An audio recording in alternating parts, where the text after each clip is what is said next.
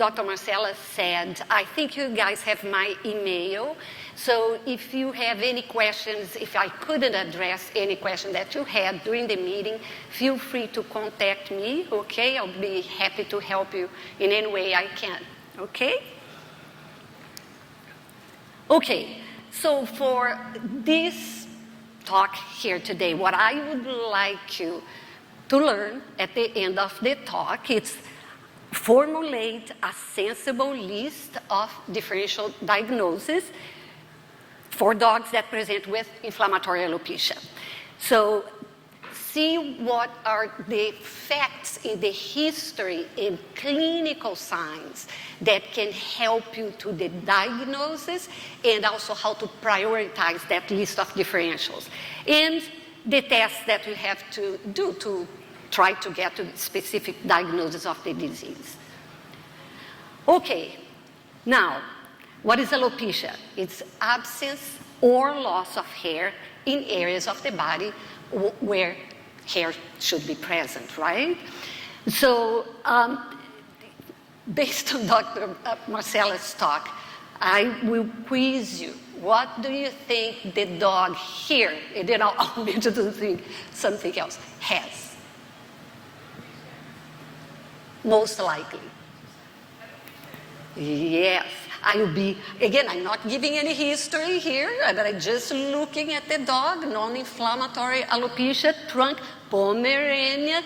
I have to presume this dog has alopecia X until proven otherwise, okay?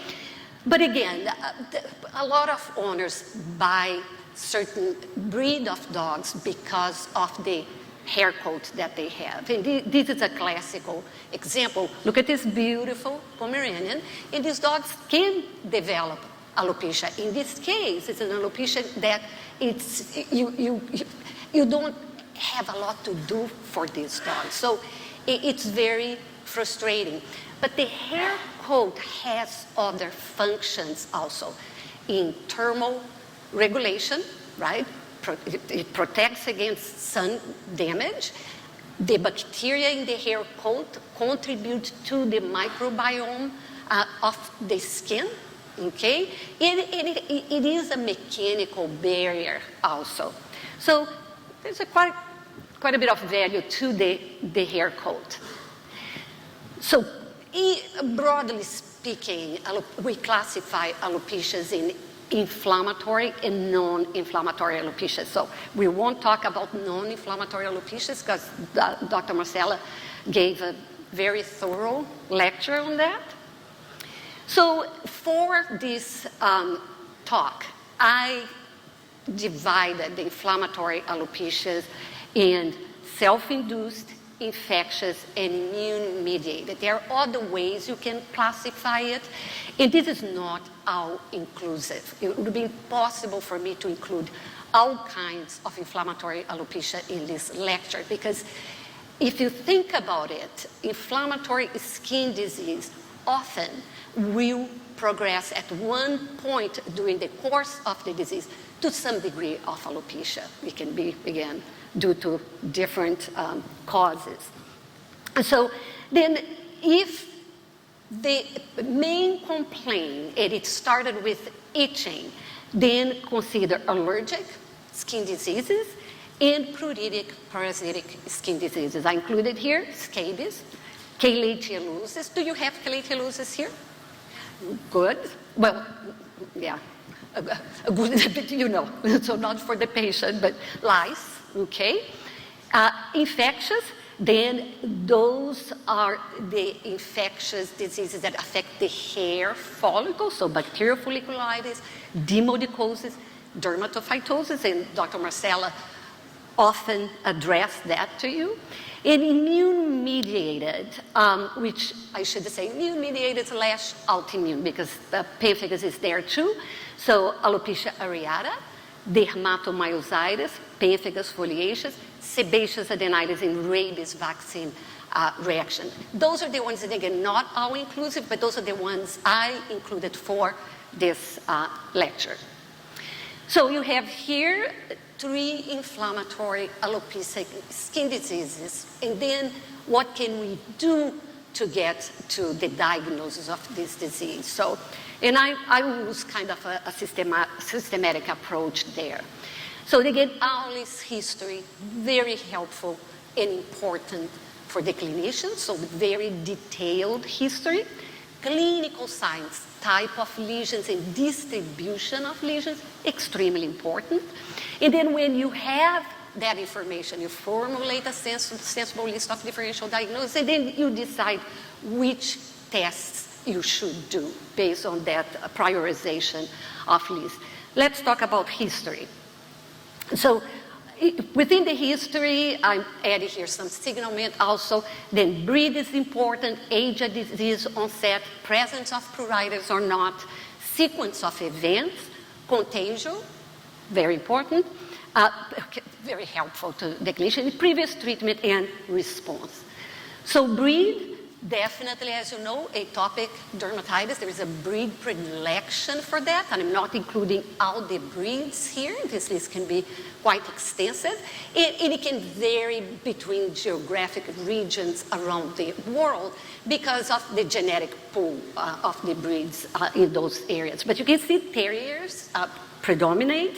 Here you have Frenchies, as you know, very again, predisposed to atopic dermatitis in English Bulldog, Cocker Spaniel, Boxers, Pug, etc. Sebaceous adenitis, standard poodle. So this is, how can I say that? This is the breed that we first diagnosed this disease, okay? So it really represents the disease, but in the United States, the breeders when they became aware of the disease, they did a very good job eliminating the predisposition because it would prevent breeding dogs with sebaceous adenitis. So nowadays, we don't see sebaceous adenitis very often in standard poodles. Havaneses can have sebaceous adenitis, so they are predisposed also. Akitas, Visitas, Samoyeds, Spring Spaniels. And we see it also in breeds that are not listed here, but those breeds are more predisposed to develop that. So dermatomyositis, Colles, Shelties, for sure, overrepresented. Then you have some other breeds that are more prone to develop that also. And again, in all of these cases, you may see breeds that are not referred in sources that you may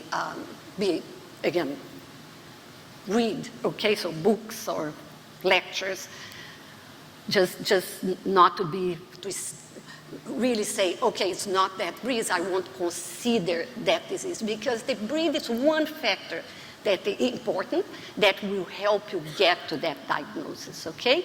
So age at disease onset. So I listed quite a few of the diseases we'll be discussing today within kind of a broad age here. So 1 to 5 years of age, and again, 1 year or less than 1 year of age. So atopic dermatitis and food allergies, I'm not saying here the food-induced atopic dermatitis, but that's what I'll be discussing here.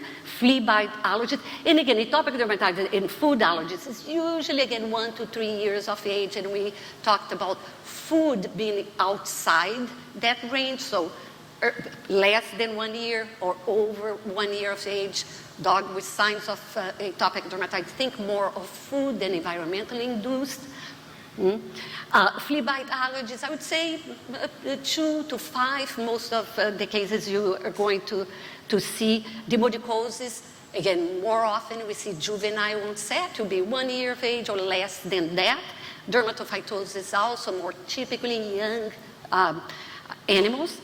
Pemphigus foliaceus, middle age, so we see it from 2, again, to 5, but definitely you can see outside that range also.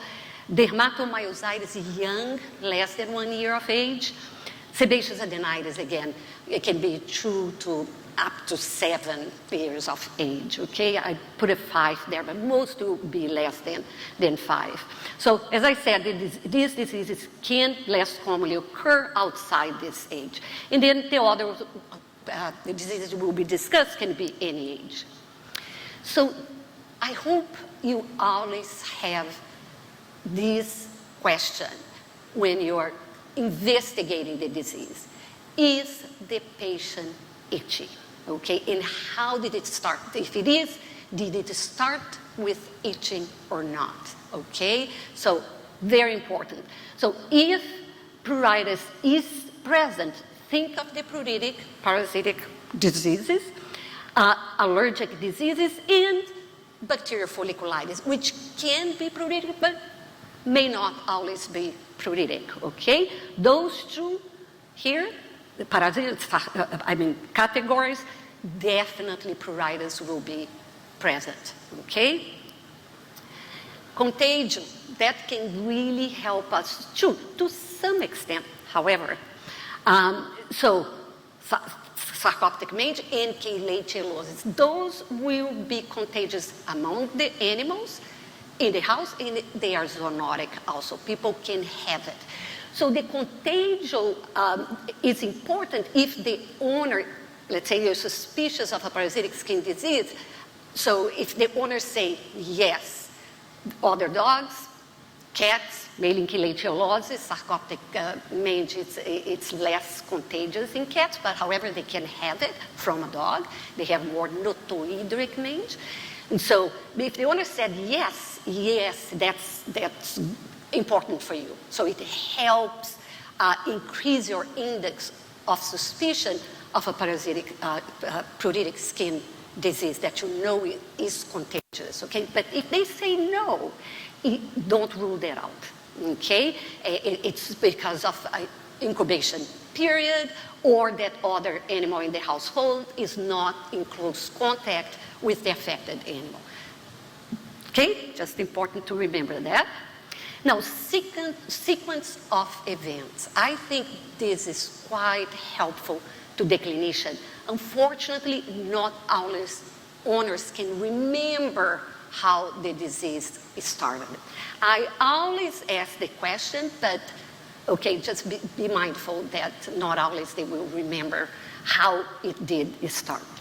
So if it started with itching, then self-induced alopecia, other lesions will eventually come, okay? Think of allergy and the pruritic parasitic skin diseases, okay? So if it started with alopecia, plus or minus erythema, plus or minus scaling, then eventually other lesions will develop. It could be lesions of secondary infection or other lesions that develop later on specific diseases. Then think of demodicosis and dermatophytosis, okay? Started with scaling, then alopecia, plus or minus itching, sebaceous adenitis, okay? So, continue here. I was going to say that how lesions is started, sequence of events, in distribution. I'm not talking about distribution now, but those together is very helpful to the clinician. But we'll get to the distribution, but they are separate here in the lecture. So it started with clinically non-inflammatory alopecia, whitening of the hair and skin. So leukotrichia, Dr. Marcelo talked about that to you, and leukoderma, those are the terms we use to describe this depigmentation of hair and skin.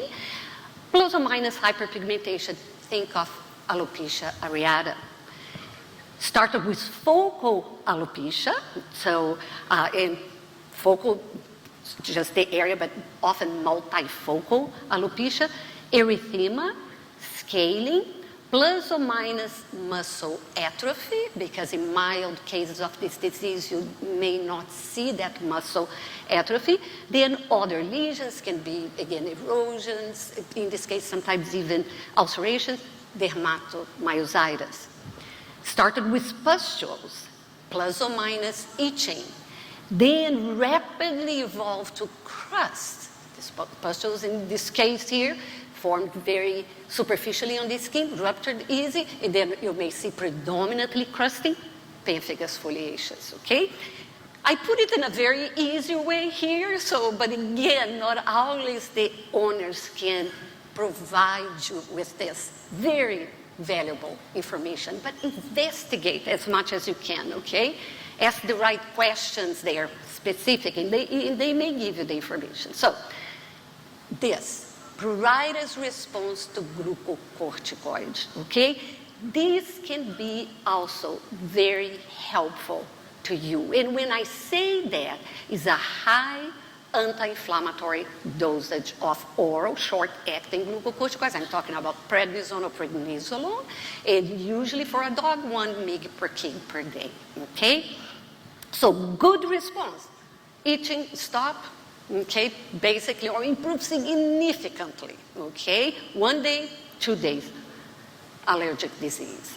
So no or minimal response. You call the client, contact the client, so is he itchy? Do you think it improved? Maybe. Maybe for me it's no in this case. I'm giving 1 mg per kg of pred, okay? So if no significant response, then I'll be thinking of parasitic, pruritic skin diseases, okay? And you do that for a short period of time. So what about clinical signs? And here again, as I said, type of lesions and distribution of lesions can be quite valuable to the clinician to help you get to the diagnosis or prioritize your list of differentials. So talk about lesions there, okay? So atopic dermatitis, initially erythema as far as lesions go, but these dogs are itchy too.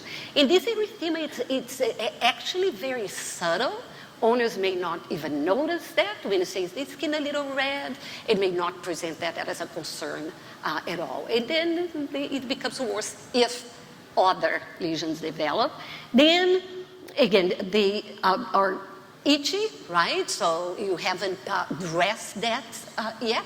Then self-induced alopecia will eventually occur. If the pruritus is moderate to severe, excoriations. I didn't put here the hot spot, the acute moist dermatitis, but depending on how severe it is, the itching, yes, that can develop. The skin, if the problem is chronic, you haven't managed this early on, skin will become lichenified, often hyperpigmented, not always, but often. And then these animals, as you well know, are prone to develop secondary infections, and you may see those lesions later on. So remember, it starts with erythema and itching, okay? Distribution, you well know the distribution of atopic dermatitis. We don't need to repeat that here now, but again, ears, face, periocular, chin, paws, okay? So you know that. Okay, just some examples, different dogs here, examples of the distribution. So food allergies, and here again, I'm talking about food-induced atopic dermatitis. So because again, that's what we see more often. Then it's the same thing here that I talked for what I call atopic dermatitis, which I was referred to environmentally induced, okay? Same thing. Remember, it starts with erythema and pruritus. Distribution, the same. See, again, I looked at dogs like that. I say, okay, most likely atopic dermatitis, but at that point, if it's year-round, I don't know if it's environmentally induced or food induced, okay? Because you cannot differentiate them. Flea bite allergies. I'm so thankful that nature did that, and it really has that specific distribution on lesions on the caudal aspect of the body. You should be highly suspicious of that in any itch dog that's focusing the itching on the caudal aspect of the body. You, in some cases, maybe more chronically, these lesions will progress, but Dr. Marcella showed some pictures of face that I've never seen to that extent. I was quite impressed. But again, I bet those dogs had lesions here too, okay? So if the pruritus is more here, but not back of the body, I wouldn't be concerned about flea bite allergies, okay? And again, it starts with erythema erythematous papules, but owners typically see the itching. There's a lot of hair there, and so they are not seeing those multiple papules there, which in this case, it's not due to a pyoderma. I always say, when you see a papule in a dog, you should be thinking of a pyoderma until proven otherwise. But in this case, as Dr. Marcella said, the flea bite allergy is type 1 and type 4. So this is the type 4 reaction. So you see those papules at the back. And again, they're itchy, self-induced alopecia, excoriation, hot spots can develop, and signs of chronicity and secondary infection. So it's interesting, I don't see a lot of secondary infection in my dogs with flea bite allergies, and if I diagnose a superficial pyoderma, I address the allergic condition, often it goes away. In topicals, but I don't go with oral antibiotics. Every case is one case, but in a large percentage of cases, okay? The pruritus and papules develop concurrently, but initially owners only observe the itching. So that's the distribution. Very nice there. And again, definitely you can see legs, okay, inner aspect of the legs, abdomen, and it can go more cranially there, but that area is affected. So just some cases. I don't see a lot of flea bite allergy in Minnesota, so rarely, but I did see a lot in Brazil. And I have to say, when I moved to the United States, I didn't miss it. Because this poor dog, and I'm old, so at that time, we didn't have a lot of options to really control well fleas. So, and these dogs, poor things. We had to put them on steroids. We didn't have all the other options either of antipruritic, anti-inflammatory drugs. So, scabies. Dr. Marcel, don't we love to diagnose scabies? Because we know we can cure, right? It's one of the few miserable diseases we can cure. I'm jealous when Dr. Cook calls me, scabies, because she called me, so I want to see it, I want to see the mind. So I'm jealous because I wanted it to be my case so I could cure that dog. And so initially, again, erythema, papules, scales. I see cases that is written, I have scabies, because they miss the diagnosis, and then the alopecia, this keratotic crust, so papules. If I miss that, they take my diploma out there. I said, what? And so, but it's much more difficult for you because you get these cases at the beginning. It's basically an itchy dog. So allergies should be there in the differential, no question. But then go in the ear margin. See if there is a little bit of scaling there, okay? It can be subtle. The hairs are hidden. And do that, and see if you're going to have the response. If you do, yes, support your diagnosis. If you don't rule that out, okay? Look at the belly. See if you see scattered papules there, okay? So those are things because it can be subtle for you, okay? I don't want you to put this dog on Apoquel or steroids because then you are going to see what happens. So this is the keratotic crust. They are deared. There's more keratin in the crust, okay? So kind of a grayish, yellowish crust. It's very sad to see those cases, but again, we can help them. Self-induced alopecia, excoriations, acute most dermatology, and you can see all these unfortunate chronic signs too.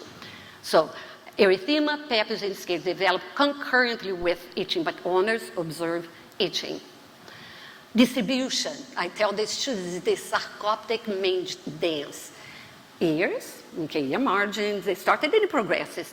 So, elbows, hocks, ventral chest, ventral abdomen. Okay, it's a classical distribution there.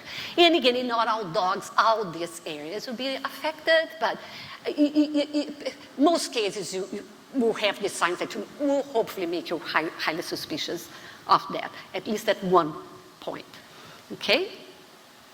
And here you can see this case here. This was scraping, okay? But look at this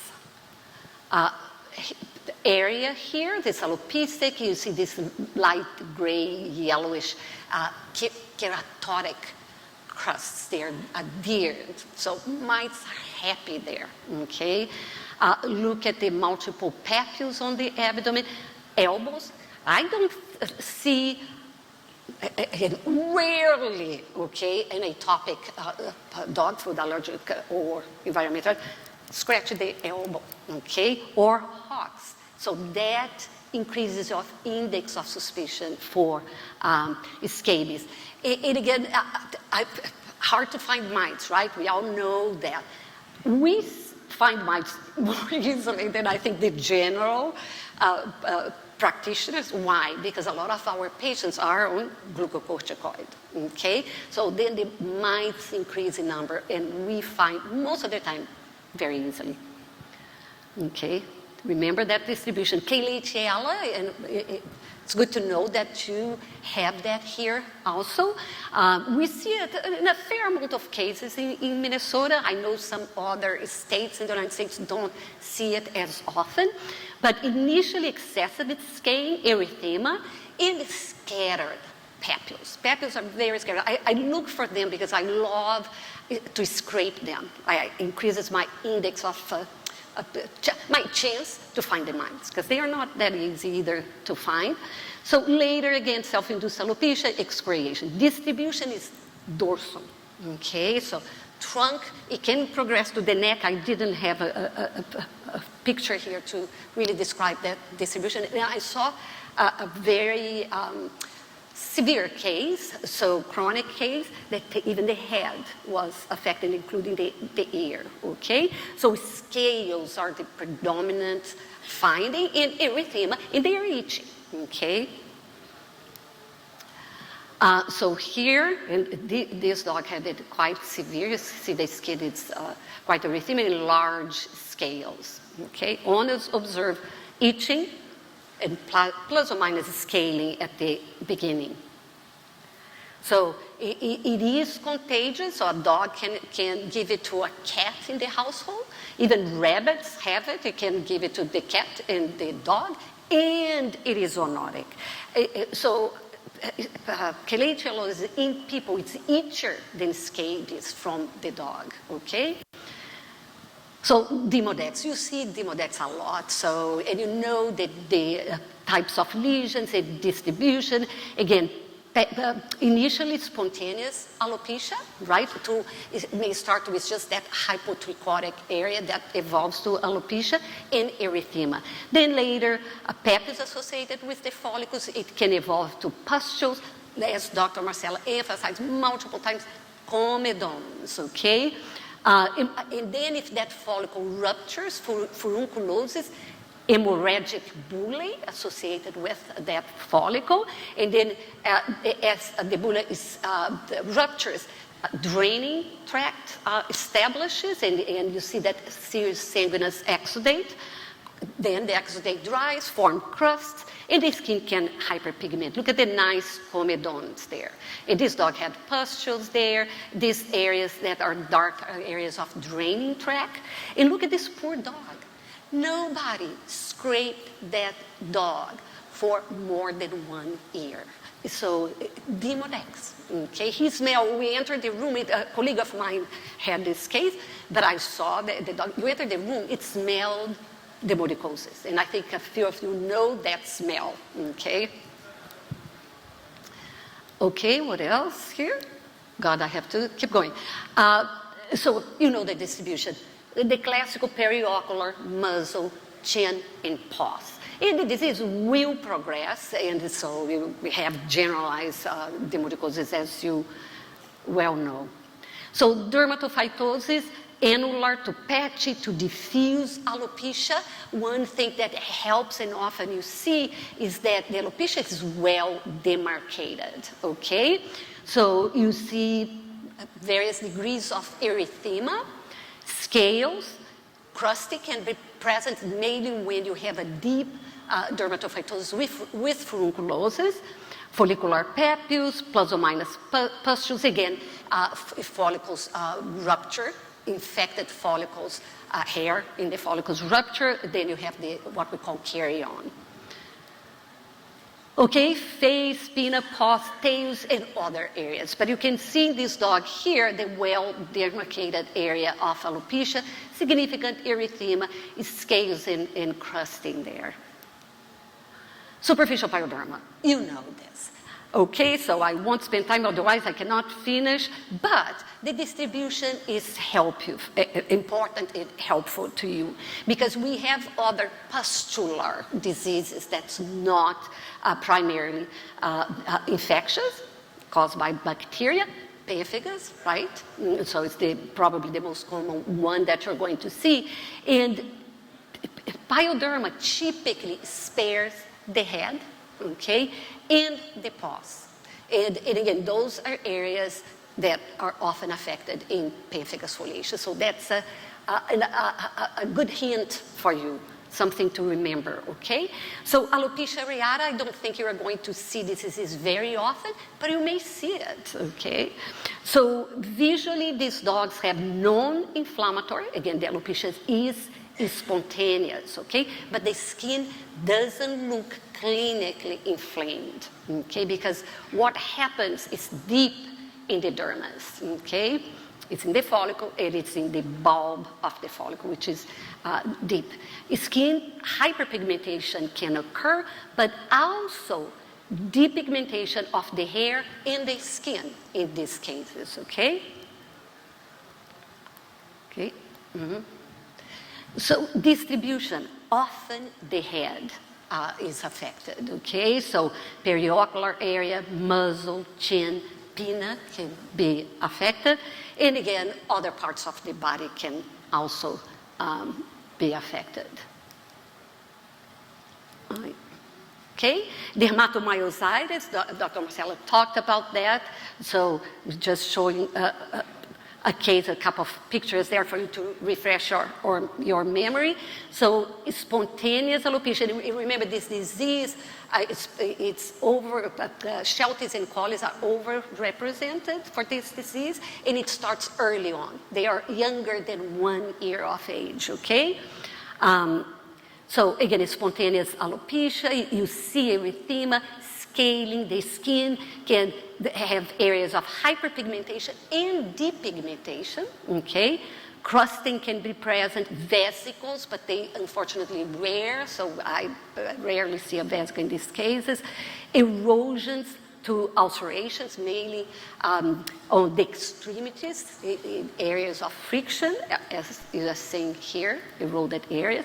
Nail abnormalities, I think Dr. Marcella did show, you did, right?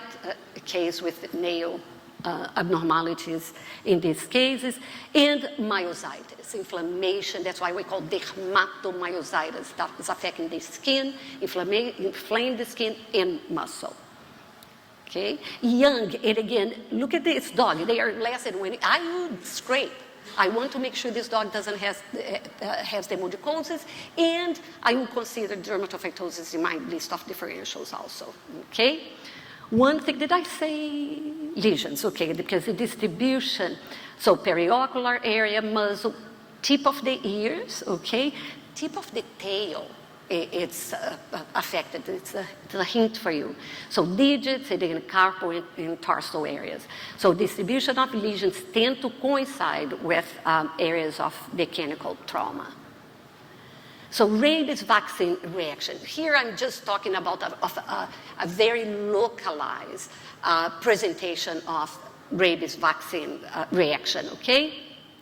Which is again, is a ischemic dermatopathy, so associated with a vasculopathy, which often we cannot see on a biopsy, okay? But lesions tend to be round to oval in areas of alopecia, okay? So here's the shoulder of this animal. Erythema can be present, scaling, which is very subtle. And in some cases, the skin can also hyperpigment. So the skin at the vaccination site may feel firmer than normal, and the lesions, again, develop 2 to 6 months after vaccination, okay?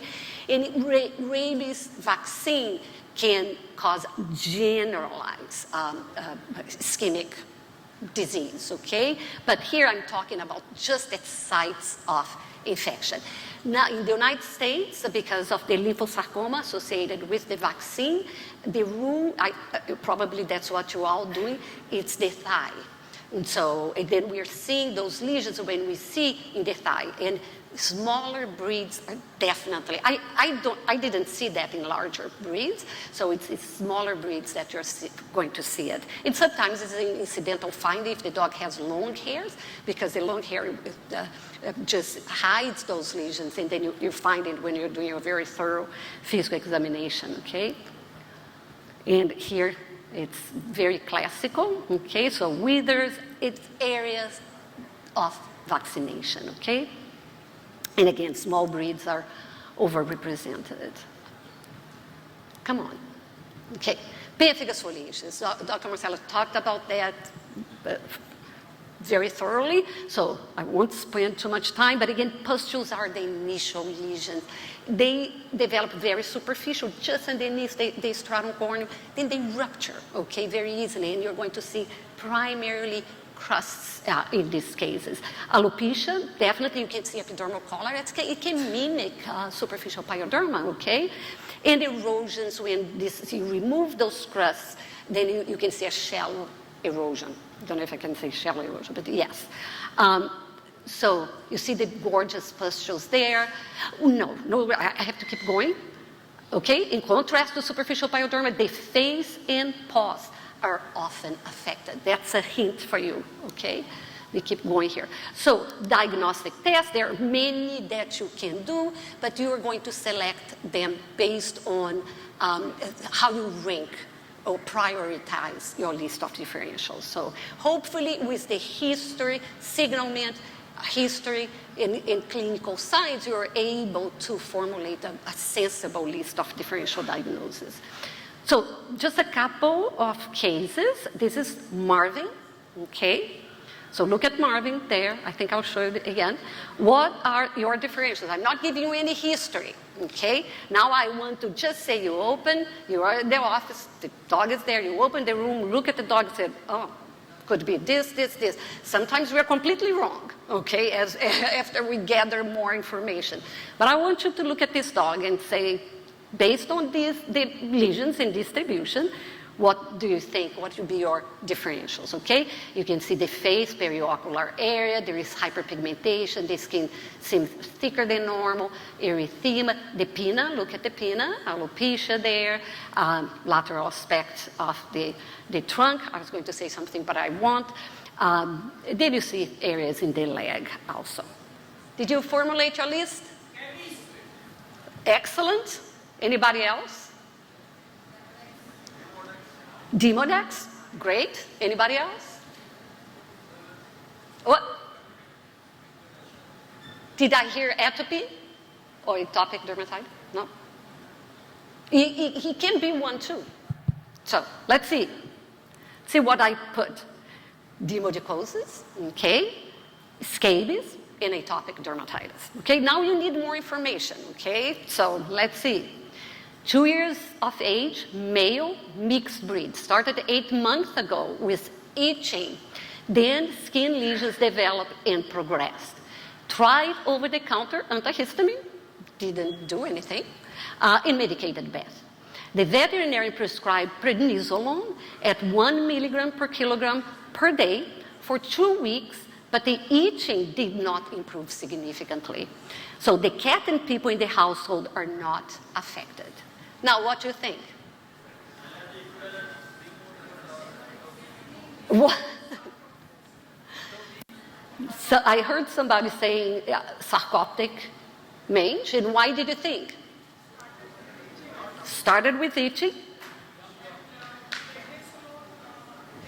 1 mg per kg of pred. Maybe some improvement, but it's not the improvement we would like to see, okay, if it was allergies. And again, there's always exceptions to these rules, but you were talking about the large majority of cases, and I think that's definitely a hint for you to, again, prioritize what you're going to do, okay? And again, based on the history, revised scabies, atopic dermatitis is there, and then generalized demodicosis, because again, why? Why it's the last one? The age, you can have demodicosis at, he has 2 years, or you can have that at 2 years of age. But what was the hint here to say demodicosis is not as likely? It doesn't mean you could not, you probably should be doing your skin scrapings anyway, okay? Huh? It started with itching. Now, I'm saying there is exceptions to the rules. So I have seen, but not very often, dogs with demodicosis that, again, alopecia, erythema, kind of generally very itchy at the beginning, just to complicate our life, okay? And then what I tell the owners, I say, typically Demodex mentis is not itchy in dogs, okay, this form of Demodex not itchy in dogs. So let's treat it and let's see what happens. So if it was related to demodicosis, in some cases, okay, it will go away as we treat. If not, then you'll be thinking of what else this dog had. So you treated demodicosis, hair grew back, skin is not inflamed, looks beautiful, but the itchy persisted. Allergy, okay? So, but the few cases I had were related with demodicosis. Thankfully, because poor dog, he didn't want to have two diseases, right? So again, yes, it started with itching, which makes demodicosis unlikely. I'm saying unlikely, okay? No response to a high anti-inflammatory dose of steroids makes allergies less likely, okay? So what should you do next? Yes, guys are good, multiple scrapings, results negative. And now, oops, how do you track the test results here? What you want to do? Are you going to rule this out? No, right? Let's go ahead and treat this dog, okay? Not rule out, were done properly. If the scrapings were done properly, right? Diagnostic tests have no value if we don't perform them properly, okay? This here, Dr. Marcelo will kill me here because I'm going to say, I know, don't, it's something. So, because when you ask the question at the beginning, it was on steroids, let's say the owner, when you ask, okay, not necessarily this case, the owners say, you are thinking more, that's what I'm saying, you were thinking more even of allergies. And then you ask, it was on steroids, did it help? The owners sometimes will say, no. And then I said, okay. So, and often it's because they thought the steroids would cure the dog. And so when they stop, it came back, or they don't even remember if that was done later on. Again, I see chronic cases, okay? And then if you have any doubt, if it is allergies, if you give a 1 mg per kg of prednisolone, call the client. You can do that in 3 days. I do a little bit more just to make sure that they're going to observe the dog. So the itch, in most cases, I'm talking about the itching, okay? In most cases, improves significantly, okay? Dr. Marcella, we can talk about this later. And again, itching resolved, the lesions improved after, in this case, 1 dose of fluoralner. And it's interesting, with the azoxystrobin, I used, again, a lot of the time, ivermectin to treat before azoxystrobin. And I will tell the owners it's going to help in about 7 to 14 days. But that's what I'm seeing, too, with the azoxystrobins as far as itching go. And you start seeing improvement in the skin lesions also. Okay, yes, sarcoptic mange. Okay, important point, sequence of events and lesion distribution can be helpful in formulating a sensible list of differential. If an itchy dog does not respond to high anti-inflammatory dosage of steroids, pursue a parasitic cause, negative skin scrapings does not rule out. And again, it's not that you necessarily in those cases need to do this prednisolone trial. Okay, I think Dr. Marcelo will be happy with if I say that. And so, negative skin scrapings does not, you know that. Absence of contagion does not rule out contagious parasitic disease in the case of scabies here. So can we do pepper or no? Ish. Okay, but just tell me your three differentials. Dr. Marcelo told this many, many times. Tell me. Dermatophytosis. Malassezia, you think? Okay, malassezia may be there. We can check. But because malassezia is typically secondary, right? So for primary diseases, what are you thinking? Dermatophytosis, demodicosis, one more.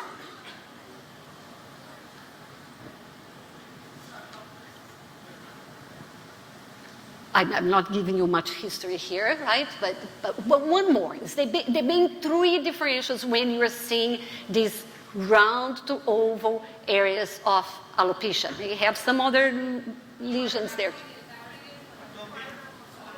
Pyoderma, right? Superficial pyoderma. Dr. Marcelo said they affect the follicles. So follicular diseases, dermatophytosis, right? Demodicosis, and Staphylococcus skin infection, okay? So those are the three. And again, remember, short-coated dog, pyoderma manifests with round areas of alopecia. And you look, you don't see much. They tend to be smaller. So than what we are seeing here. We call it the moth-eaten alopecia pattern, okay? And so, differentials, look at that. You guys did pretty good, okay? Okay, now I'll give you a history. 1-year-old, castrated male, Great Dane, main complaint, progressive hair loss that started about 4 months ago. No itching present. The other dog in the household is not affected. And the local vet prescribed cephalexin at 22 milligrams per kg every 12 hours for 2 weeks and medicated best with no improvement. So, how would you change? Let's see here. Yeah, based on the history, how would you change the differentials here?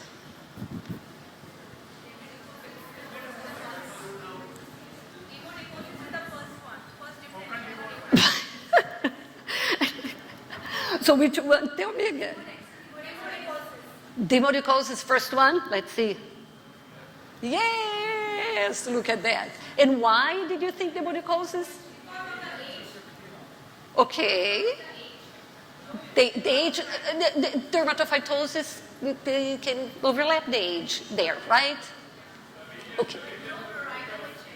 So no itching. Dermatophytosis is not typically itchy in dogs, okay?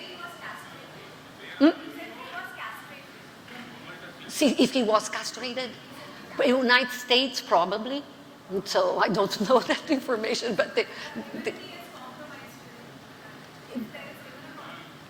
if they, no, he was very healthy otherwise, okay? So let's see here, what did I say?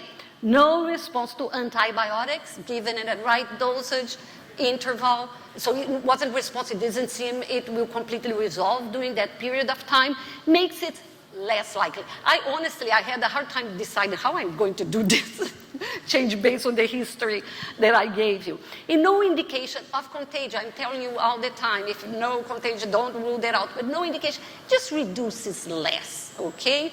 But this one was a little tricky one to change that differential there, because I hope you're going to pursue, you're doing your scraping, you're doing a trichogram in this case, and then go from there to as far as what else to do. What should you do then? They're going to kill me here. So again, multiple deep skin scraping is definitely there. So trichogram, And so, and again, when you do your trichogram to rule in or out dermatophytosis, and I'm saying that here because I have so many veterinarians calling me. I know cats more. This cat has dermatophytosis, but the culture came negative. And then I talked to them. I said, how did you collect this sample? The border of the lesion. And which the books tell you that, but the books don't explain to you how to collect those samples. And they collect samples from these beautiful hairs that are bordering the lesion. The chances that it will grow anything there are very small. So go within the lesion, look at the broken hairs. In case of dermatophytosis, I'm saying, and pluck them. If you only see abnormal hairs in the center, go in the center. It is a simple border of lesion. So wherever you see these affected hairs, okay? Then if it is dermatophytosis, then you know what you're looking for. So you're familiar with what happens with the hair in case of dermatophytosis. Trichogram is actually, it's pretty sensitive, okay, if the animal does have dermatophytosis. And again, in a trichogram can also be used, or hair plucking, for Demodex. And Dr. Marcella mentioned this more than one time. So tape with squeezing, it's another option. I'm going side talk.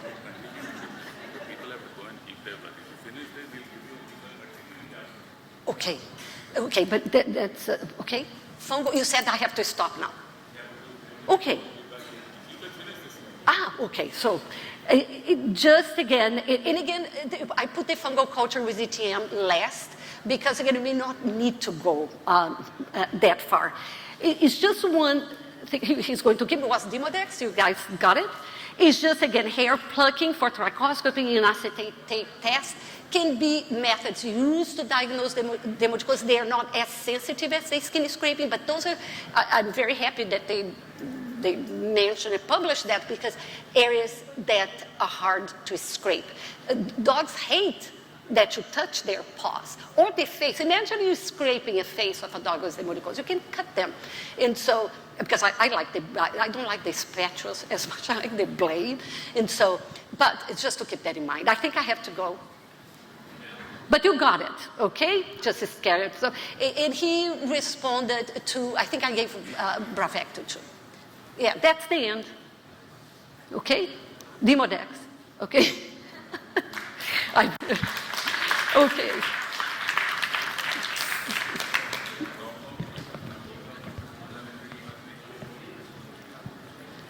Can I keep this?